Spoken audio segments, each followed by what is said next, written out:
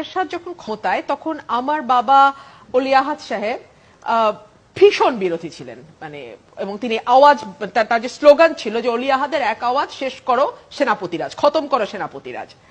কিন্তু আমার মা একই সঙ্গে উচ্চ পদে সরকারি চাকরি করে যেতে পেরেছেন, ওনার সরকারি চাকরিতে কোনো বাধা হয়নি।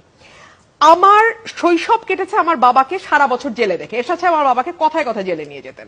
কথায় কথা বলতে ওনার ইত্তেহাদ পত্রিকা ছিল, সেখানে উনি এরশাদ সাহেব সম্পর্কে যা তা লিখতেন, যা তা ছাপতেন, উনি যা বিশ্বাস করেন তাই লিখতেন উনি, এবং পত্রিকার লাইসেন্স ক্যান্সেল হতো, ওনাকে জেলে যেতে হতো।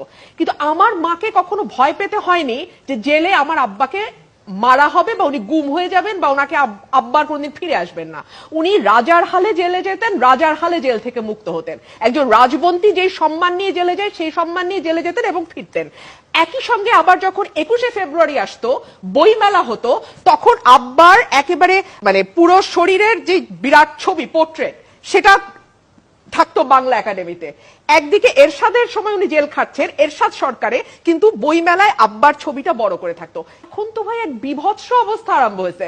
ঠিক লোটন ভাইয়ের এই কথাগুলোর সাথে আমি একমত যে ওইটা যদি স্বৈরাচার হয় তাহলে এইটা কি, এই ভয়চটে মানুষ আর 6 ডিসেম্বর নিয়ে কিছু বলেও না, লিখেও না যে ও এরশাদ তো ভাই ফেরেশতা ছিল। এই কথাটা আজকাল আমিও বলি যে ওই এইটা দিয়ে কম্পেয়ার করতে গেলে এরশাদ ভাই ফেরেশতা ছিল।